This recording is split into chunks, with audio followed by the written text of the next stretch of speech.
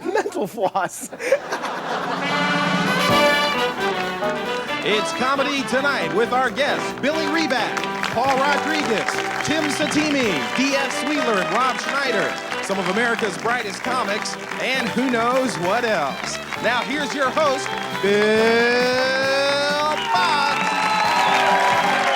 Big show, let's go. That's funny, mental floss, I got it.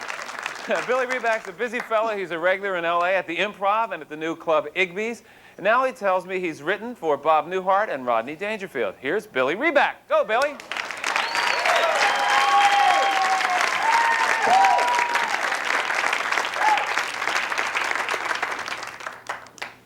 Actually, I feel guilty already with that introduction. I have to be honest with you, I did not write for Bob Newhart. I wrote to Bob Newhart. Been walking around New York now the last few days. This is a very weird town. I'm looking at all these people wearing their keys. Have you seen these people? Yeah. The coding system. People into S&M. Sadomasochism, that's right. It's a coding system. That's their way of telling you exactly what they're into. If you wear your keys on the right side, it means you're submissive.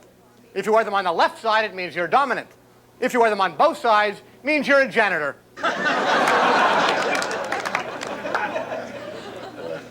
Now they have Gay Monopoly. Have you seen this yet? No. Gay Monopoly, a little different. In Gay Monopoly, if you land in jail, it's a bonus. It's kind of a different thing in this game.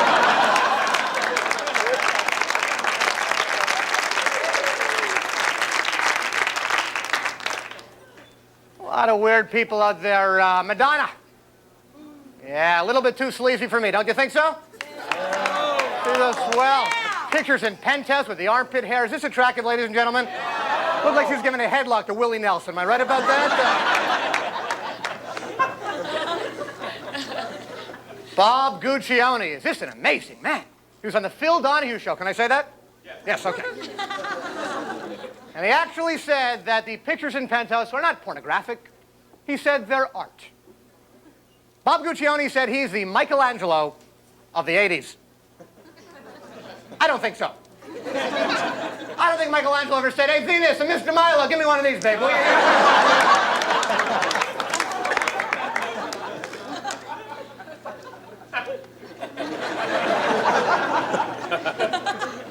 I myself am not a kinky man, but I do like to hear sounds when I'm in bed. When I'm with somebody, of course. I like women to lose control. I like women to yell things out that make no sense whatsoever. I like women to yell things out like, "Bring him home, Roy Rogers."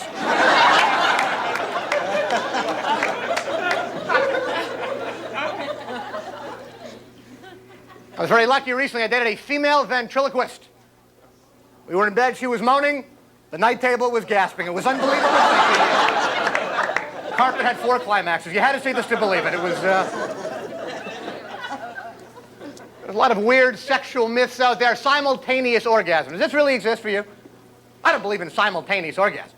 The closest I ever came to simultaneous orgasm, I was in the shower, she was on her way over. I don't think this really counts. Little tip for those of you who may get lucky when you go home tonight. Never, ever make love on a waterbed. Why not? There's no support. It's like playing handball against the drapes.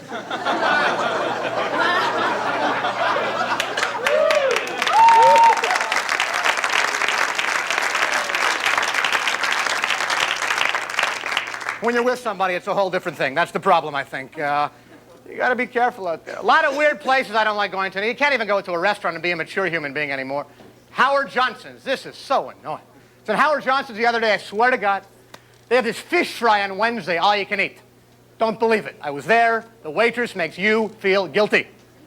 I had 2 plates of fish. I said to the waitress, "I'd like some more." She said, "I'll bring you some more if you really want some." Fat boy!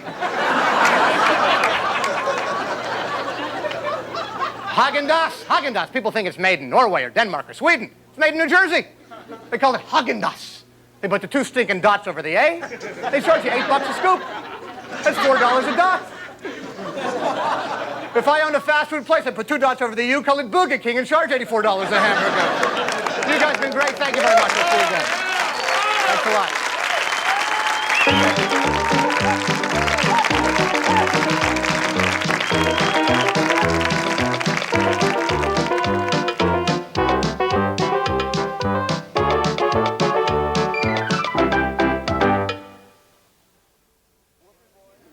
Paul Rodriguez is making the movie The Whoopee Boys, and he can be seen soon in the film Quicksilver. Here from L.A. is Paul. Thank you.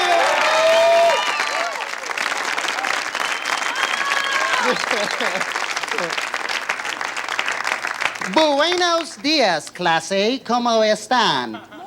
La biblioteca está aquí. Mi lápiz. What I'm trying to say is that basically all the Spanish they teach you in school is worthless. You'll never need it. I teach you the kind of Spanish you're going to need when you confront a Hispanic assailant. Things like, ay, Dios mío, qué bonita pistola. My, what a handsome weapon you have. Things like, boy, ¿no está haciendo mucha calor para una máscara? Isn't it a bit warm for a ski mask, mister?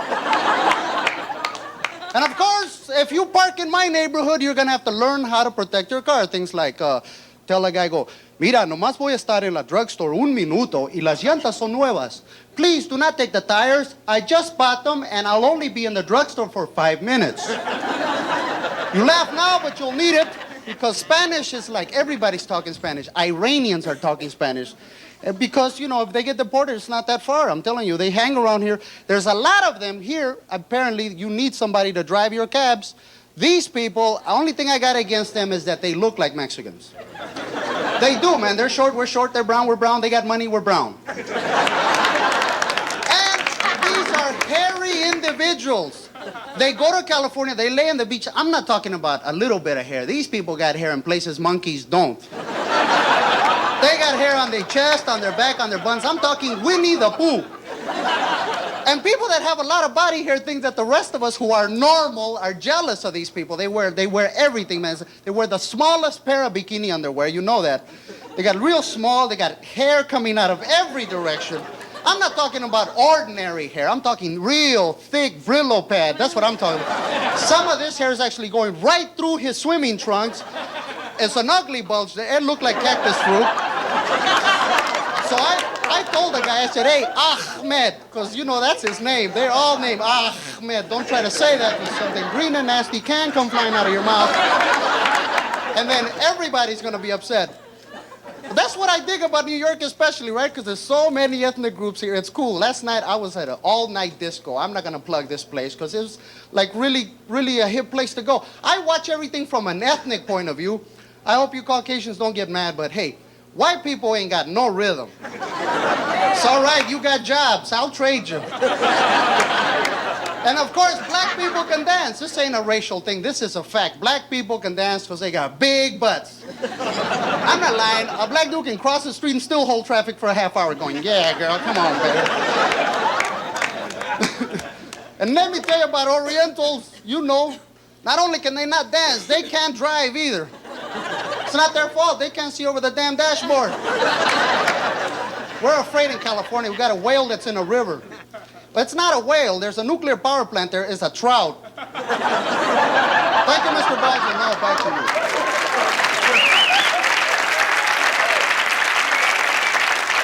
Thank you, Paul. Okay, with us right now is a young comedian from San Francisco who's appearing right about now at a place called The Punchline. He calls himself Rob Schneider. Go. Thank you. Thank you. There's been a new book written about Elvis Presley, written by Priscilla Presley. Bothers me a little. I'd like to read it for you right now, the shortened version in People magazine. And to make this more interesting, I will play all the parts. We have plenty of time, little one. Okay, that's the king right there. Thank you very much. I'll never forget the day I met Elvis. My friend introduced me to him. Elvis stood up and smiled. Well, what have we here? What are you, about a junior or senior in high school? I blushed and said nothing, not willing to reveal that I was only in the 9th grade. Well? 9th. Elvis looked confused. Ninth what? Grade. Ninth grade? Why, you're just a baby. I like babies. Young and smooth and... The next time I visited Elvis, Elvis had just finished singing and he came up to me. Priscilla, I want to be alone with you. Will you come upstairs to my room? I swear I'll never do anything to harm you. I'll treat you just like a sister, except different. As he spoke, he was smoothing my hair. He sounded absolutely sincere. All right, I'll go. Upstairs in Elvis's room, he cuddled in my arms, and he talked to me about his mother who had just died. Ain't that a bitch? It was only late in the evening when we were in his bedroom that I was truly happy. We had a nightly ritual. At about 10 or 11, Elvis would glance at me and look toward the stairs.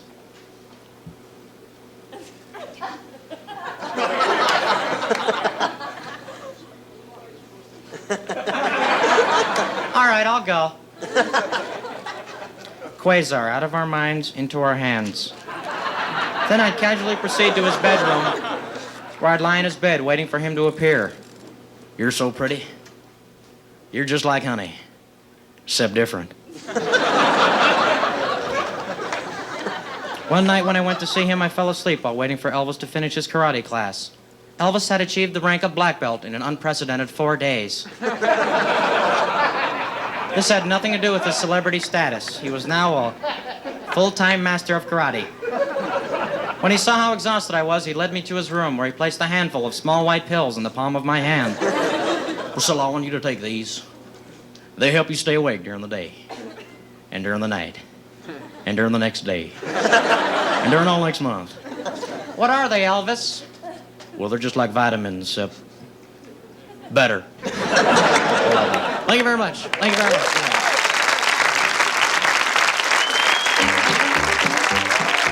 Coming up, D.F. Sweedler and Tim Settimi after this.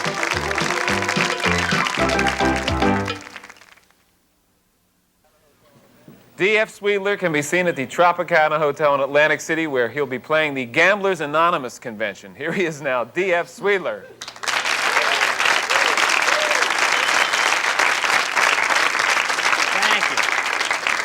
Thank you, folks. Are you all excited about the Reagan-Gorbachev summit meeting coming up? Oh, yeah! Yeah. Good. Well, yeah, I tell you, I'm excited, except it's never going to work out. You know why? It's the names of the leaders. We got leaders named Ronnie, Jimmy, Jerry, Fritz. Very cute. Over there, not quite so cute. The new guy I like, Mickey Gorbachev, he's delightful. Former Mouseketeer, he's got the ears, he's right there. But before him, look who it was, Konstantin Shenyenko. And before him, it was Yuri Andropov. These are not names Americans can warm up to. No, I think what we need here are preppy names. Sure, for instance, Chip Chenyenko. Here's a guy you could talk détente with. Or perhaps Skippy Andropov. Skippy, come on over, we'll play a little tennis, we'll talk no nukes. Wear the shirt with the bomb over the pocket, that's my favorite. See, now Reagan does have something that Gorbachev does not have, cancer of the nose, and I really think that, well, I know they gave him a clean bill of health, but he gets it a lot. Have you noticed that? He gets a growth on his nose, they take it away, it comes back, they take it away, it comes back, they take it away. Pinocchio had this problem, right? Come on, I think if he would just tell us the truth for 10 minutes, it would clear up, go away, that'd be the end of it, Now, there is somebody who I wish was at the summit meeting, and he's everywhere else, so I don't know why he's not going to be here. I love the Pope. Is this guy great? Mr. Religion, he's unbelievable. My favorite Pope of all time. He's a nut, he's a kook, he's a wild man. He's a lunatic. Are you kidding? The man has a record album out. Are you trying to tell me this is like normal behavior for a Pope? Want to go visit him? Skip the Vatican. He's traveling all over the world. Traveling. They've even nicknamed him the Traveling Pope. I don't exactly understand why the Pope needs a nickname. It's not like we're going to mix him up with some other Pope. Oh, the Traveling Pope. Yeah, sure. I got mixed up for a second. Yeah, the guy in the Pope-mobile. Right. Oh. Yeah, I think I have his album. Yeah, The Best of the Pope? I've got that. Pope on the Run? I've got that one, too. See, he travels a lot, but no fun when he travels. Nah, come on. One time he got shot. Another time he was kissing feet and meeting lepers. I say, time for a new travel agent. Because, you know, a week at Club Med won't kill this guy. And hey, how about that Joseph Mengele? You know Joe, right? Yeah, not Klaus Barbie. But Mengele. Now, I tell you, they were looking for Joseph Mengele. You know who he is, right? For about 40, 50 years, 100 years, I don't know. Finally, they think they find his remains, right? How do they check to see if it's really him? They ask his son.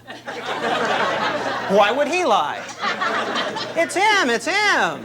I'd know Dad's bones anywhere. Believe me, it's him. Now, Mengele was supposed to be a horrible, sadistic, awful, terrible person, which I'm sure he was, but he did not do the most sadistic thing he could have possibly done. He did not name his kid Joseph Mengele Jr. Talking about having trouble finding a job, this kid's in real bad soup. You don't go walking into the employment office with this, do you? Name, Joseph Mengele Jr. Well, why don't we put you in personnel? I'm sure you're good with people. Thanks very much.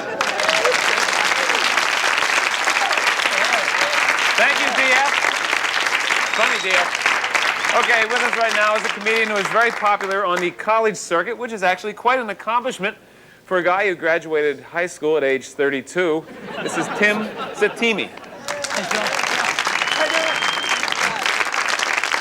Started out doing this for a living as a street mime. This is when I first started doing funny business, was out on the street with the makeup and everything. I don't wear the makeup anymore, I sweat too much. Stuff gets all nasty, you shake your face and it look like 101 Dalmatians in here real fast, you know? But I still do it, you know, as part of the act out in the colleges, I'll do this stuff. It's real fun, people love this because look how quiet it gets. See? Great comedy. It's great. No, you do this stuff and people come by. Great stuff about it though is that like you do this for a little while and people will stop and look and start to explain to one another what they think they're seeing. And it's great because, you know, like idiots, and they're coming up and they'll talk about it, you know, like you can't hear them. Well, he's behind the wall, I guess, you know. But I'll be doing the thing, you know, and you get like I call them the intellectuals, real smart folks with their head up their butt. You seen them before? And they come up, they see this stuff, and it's like, he's a hypnotist, mass hypnotic hallucination, powers of suggestion, blah, blah, blah. That's not it. One night I was out in front of Limelight. Swear to God, this is true. I'm out there and I'm doing my thing. Guy comes like sliding out the door wearing a 32-piece suit, right? You see these guys? Got 150 pounds of gold-plated chains and spoons and zodiac symbols, a pocket fisherman, a Vegematic, all hanging around. Right? Got all the mood rings in the world. You know, like, I'm in the mood, dude. You know? You go, I know, this guy's like an extraterrestrial or something, because he's like, you know, he's got like a starship, you know, and they're like beaming down their deflector shields. Gag me with a smurf, really. The best is little kids. You ever see little kids walking down the street with mom, right? And they see a mime and they freak out. Remember when you were little, you had fun radar? Little kids have like, you know, and like, moms don't want to stop and watch street performers, you know, like, look at that, don't look at the weirdo, come on, we'll go to a sale, that'll be fun, come on. They'll drag the kid down the road. But the kids gotta stop, they see that, it's like, and there's smoke coming off of their little kids, you know, and everything. And I'll be doing the thing, you know, and they'll be watching, and they see that, and like,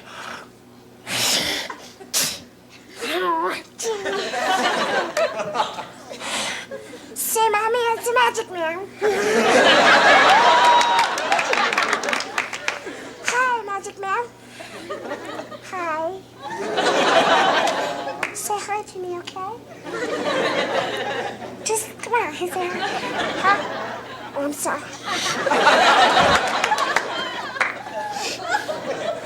Hi. Want a boogie?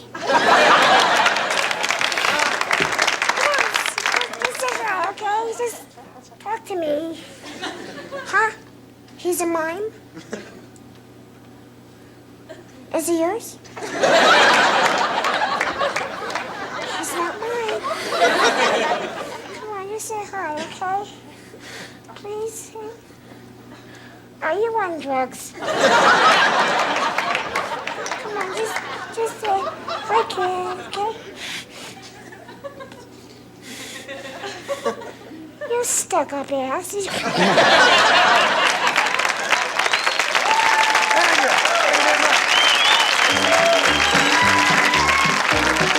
very much.